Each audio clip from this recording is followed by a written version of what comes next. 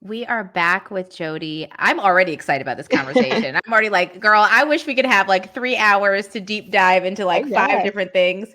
Jodie's like, I don't got time for this. I have No, we got time. Let me know. I can get comfortable. I have no shame. I'm like, oh, I could talk to you forever. But you did mention something Mhm, and the last mhm, segment that we just talked about really what the glow up was for you, which was mhm, this alignment, but you talked about unlocking this authentic code. So could mhm, you walk us through a little bit more of what that means in your framework? Because like you said, when people hear glow up, they think, okay, girl, you got a new makeup mhm. routine. Okay, Yeah. girl, you went to a stylist. For you, what is the glow up? And how do you break it down? Because you do have this really great framework for how Yeah. you've achieved the glow up. I want to hear more about it. Yeah. So there's sort of two parts to this.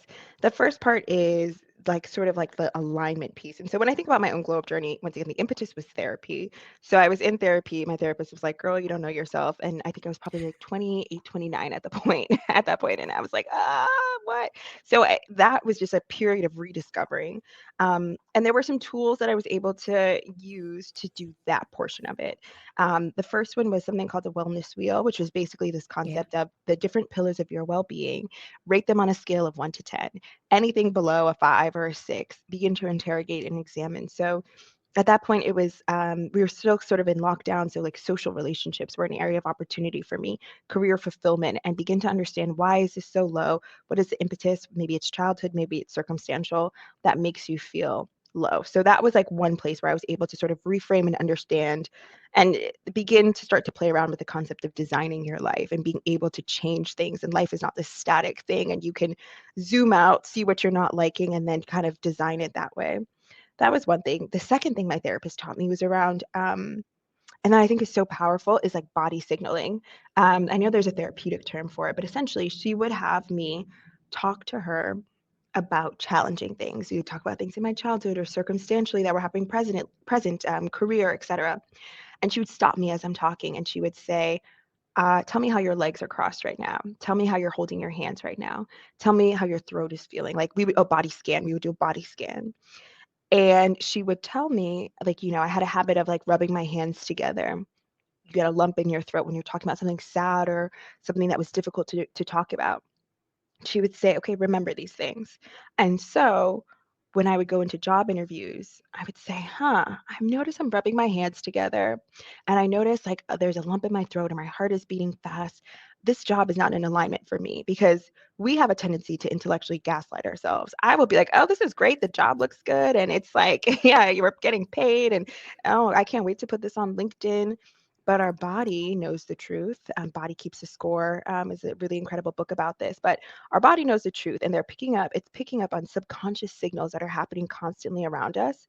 And so I was able to use that tool of picking up on not only when things were fundamentally unsafe for me, but when things felt really safe for me and like how I express joy and happiness. And so being able to sort of like understand your own body's experience, that was really helpful in understanding and unpacking, getting closer into alignment.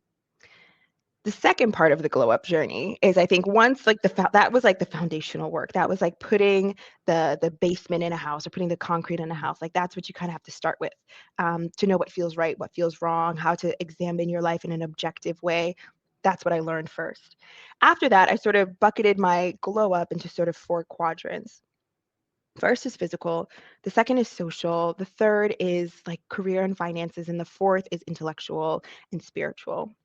And the reason why I did those 4 buckets is kind of how my glow up process happened. I'm in therapy, and it kind of started with me cutting my hair. And I remember I told my therapist, like, "Hey, I think I'm going to cut my hair." And it's a sort of a reclamation of me, and I want to feel confident without having to hide behind all this hair.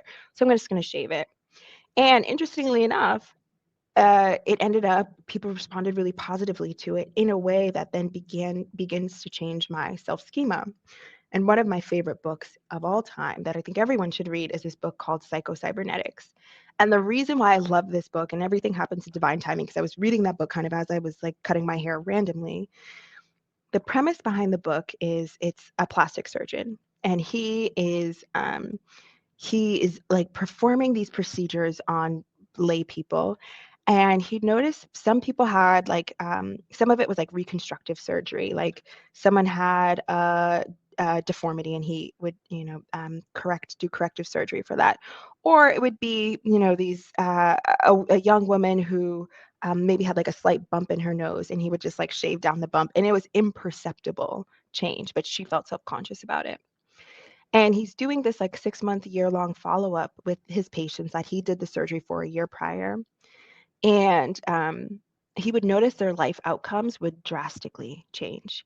So one person was a salesperson, and after that, his sales increased 3x over the course of a year. Another person just had all these incredible life experiences. And once again, some were corrective, but some were imperceptible. And so he ended up leaving the field of being a plastic surgeon and became a social psychologist to study this phenomenon. And basically, what he realized is that you relate to yourself and not only relate to yourself differently, but you also perceive how other people are relating to you. So maybe they didn't, it was an imperceptible change, so they didn't look differently. But let's say someone spilled a coffee on them. Instead of defaulting to like, ah, this person just doesn't like me or I'm invisible, they now related to themselves differently and how other people related to them and maybe just kind of brushed past it. And why that was so powerful is I saw that in my own life. And this is not to belabor physical appearance whatsoever. I don't think we need to hang our hats on that. But what I do think is getting into a self schema of where you are now able to shift how you're showing up in the world to whatever feels good for you. So it could also just be like you're changing your identity to someone who moves their body every day or who eats healthy or who drinks water. And now that you have this identity and schema of I'm a healthy person, you relate to how other people who there may not even be a shift in how they're treating you, but you just relate to things differently. And so I think physical, whatever feel in the confines of what feels healthy for you, but whatever also makes you change your schema into one that is a positive one, I think that is like the foundational part of a glow up because that changes how you move through the world and once again how other people sort of how you relate to other people in that sentiment. So that's quadrant one. Quadrant two is social. And I think once again, part of I'm a content creator, so part of it is to be kitschy. So I will say things like, oh, you need hobbies that make you hot, hobbies that make you smart, hobbies that make you rich, and hobbies that make you interesting. And the reality is, and when you actually break it down, the premise behind it is you need hobbies that make you a whole person. Yes. And so it can be hobbies that make you hot can literally be hobby like maybe you're playing tennis, maybe you're taking a language class. That make you smart is usually listening to a podcast, reading a book about whatever interests you. Hobbies that make you rich, maybe it's getting a side hustle or maybe it's investing in your wellness so you can perform better in your day to day. And hobbies that make you interesting is once again a language class or maybe you're leading praise and worship at your church, but essentially, what does wholeness look like to you? And not over indexing in one part of your identity, but having hobbies that enrich you in a meaningful way, and also hobbies that increase your social circle. I think oftentimes we can become hyper siloed, and I have learned so much by having friends that aren't necessarily exactly like me or we grew up in different ways or different manners, and that has been really enriching. And hobbies that are able to I talk a lot about going to galas and junior boards, et cetera. If that feels right for you, being able to explore those things as well. So the second quadrant is just crafting a social life and investing in your free time in a way that feels additive. Um, and then the third quadrant is career and finances. And as women of color, oftentimes we over index on this side of the Yes. house. And I think we can do a lot. And that's why I think like the hobbies or like the social piece is also really component because I think oftentimes we're like work and that's it. But having a really rich and robust, fulfilling life, I think is like they're directly oppositional from each other because I think they need to counter each other. But career and finances, honestly, finances was a huge thing for me where I had to figure out like um, I was working at a tech company. We had equity. What is that? Like, what am I supposed to be doing with that? Yeah. So, getting a financial advisor to tell me, like, oh, you're supposed to sell your equity and then you're supposed to revest it and all of these things. So, just helping people get really clear around whatever your financial goals are. I don't have a desire to buy a home in this moment.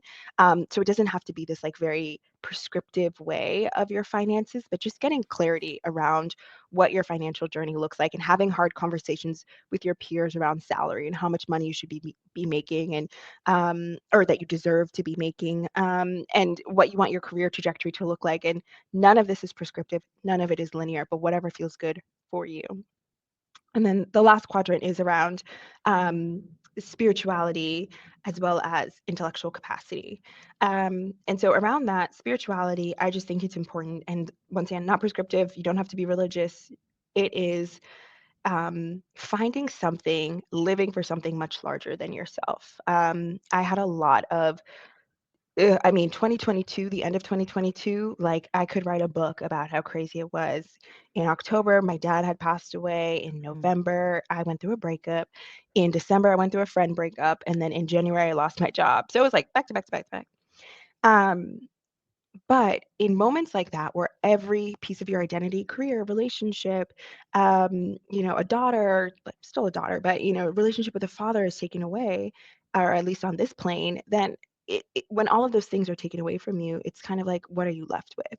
And so you need something that is anchoring, that is larger than yourself, that is your North Star. And that could be church, that could be religion, that could be spirituality, that could be your purpose. In Japanese, they have a concept called ikigai, which is like your reason for being, is what it literally translates to. And so what do you feel? It could be volunteering, like what is your reason for being on this earth? That is like one component of it. And then just intellectual curiosity, like what are you, I find that the people that are the happiest are the people who are constantly learning, and they feel like their life is not Yes. static. They're dynamic people. The people who are usually like also quote unquote the smartest people are the people who are able to hold multiple realities at once and hear multiple different sides of an argument and be able to hold space for all of that. So how are you able to increase your intellectual capacity? And once again, it doesn't have to be prescriptive. I talk about listening to podcasts, reading books, having conversations with people who are not like you, who may hold different ideological ideals from you, and just learning how to engage with that and hold space for that. And yeah, that sort of comprehensively, albeit a lot, take what resonates, take what doesn't, and take all advice with a grain of salt, including this advice. So, but take what works, take what doesn't. But the baseline is what, like, don't let life happen to you. And I feel like a lot of us are kind of just in default mode. Don't let life happen to you. Like, you can be proactive in this life. Like, you can design a life that you like. And it doesn't have to be like, dang, I got to go to work today. And like, then I got to do, like, no, it doesn't have to be like that. Like, make a life that you love waking up to. And that's it. And this is a direction that you can use to take you there, but do whatever works for you. I think it does work though. It's really interesting. My inner therapist gets very excited when I hear you use all these things like the body keeps the score. Oh, My yes. background's in trauma work. And Oh. what I love about that is the wellness wheel, which is Mhm. another concept altogether, Yeah. but it does align. Like you could see the synergy between the Mhm. wellness wheel and what you've created Mhm. of your own. Mhm. It's your own Yes. piece and your own flavor for sure. But you can see that Mhm. those domains show up. And I hope everybody, if you haven't, go back and take notes because you laid it all out. You just gave us like a master class and what those domains were. Mhm. And then you beautifully tied it up with what it's really about, which is Mhm. discovering yourself. Mhm. I truly believe, and I've said this multiple times, that for women, the saddest thing is that the last place of discovery in our lives is ourselves. Like Ooh, that's that's the good. last place we go. Mhm. We discover what if we're what our partner likes. We Mhm. discover ourselves in relation to romance. We discover Mhm. ourselves into relation to the role of a daughter or Mhm. in role of family, Mhm. sister, whatever that is, cousin. We discover ourselves in relation to whatever job title we hold. Mhm. And the last place people Mhm. discover is what Mhm. about just Jodie? Like Yeah. who is that person? Who is Kelley? And this glow up framework cuts that time down. That's what Yeah. I believe. As someone, Yeah. I'm a little older. I'm 42. No And way. yeah, girl, that's what I'm looking for. I'm very insecure. So anytime anyone says no way, I'm like, yes, You're that's like, what yes, I lie to exactly. me. Even if I could look 70, I don't care. Tell me I look good. But but Not at I all. say all that to say is like Mhm. my mission is Mhm. to help anyone at any point in their life. I don't care. Mhm. My mother, who's not 42 but looks fabulous, is Oh, yeah. discovering that about herself Yeah. today. Like, but today, if you are younger, today. If you Mhm. are older, today. Yeah. Yep. Start that journey because that's the richness and Mhm. that's the joy. And that framework you've set up Mhm. is to just begin to be curious. It's like, Mhm. you're asking questions. Mhm. What are your hobbies? Mhm. What do you do socially? Mhm. What is your career look like? And it's not about, okay, you got to make this much money. It could Right. be, and Mhm. that's fine. That's Mhm. important. But it's more like, what is the career I actually want? It's the Yeah. journey to yourself. It feels like it's like a returning, honestly. I think we know at like Okay. 5 who we are, and then we lose it, Yep. but it's like this return to self. That's exactly right. That's exactly how I frame it, a return to self. And I feel like you're right. At a very young age, we know what we're looking for and we know who we are very deeply. Um, and we're so egocentric at a very young age, which is exactly how we need to be. Like, as Yes. you know, like it's our desire to live. So we're so egocentric. And then it is beaten out of us between the ages of like 5 and then however. And like the true journey of this life, yeah, is exactly right. Just finding your way back to self, a journey and a return to self. And that has been such like a beautiful and exciting journey. And I know glowing up can feel overwhelming, but in reality, it is just figuring out all the things that you really lit you up when you were young and that light you up presently, how to marry those things and how to continue to just get more of that in a way that feels comfortable, happy, safe for you. That's it. That is That's it. it. And Mhm. sit with this, everybody. I want you to sit with this and to take out that quadrant. We will help you. We'll leave some visual aids as this Yeah. airs for you to look on socials to see those quadrants again and to be reminded of that. Mhm. But it is like your homework really is to take an inventory of Mhm. that and to really think about, how do I return to myself using the quadrants that Jodie just, Mhm. beautifully laid out for us. So I want us to stop here, not the end of the conversation, but a good stopping point to get people Okay. to kind of be reflective. Because when we come back into close out the week with you, we're going to talk about joy. Yeah. And that's my favorite part of this podcast, is Yes. asking people what brings them joy. So I want to know that from you. And I want to talk a little bit about how we maintain Mm. joy Mhm. while discovering self, while Mm. overcoming things, while going to therapy, therapy, Mhm. therapy, therapy, please go to therapy. Mhm. Mhm. All of those things. How do Yeah. we maintain Yeah. that? Yep. So when we come back, we're going to talk more with Jodie Taylor about what brings her joy and what the glow up has to do with living a joyful life.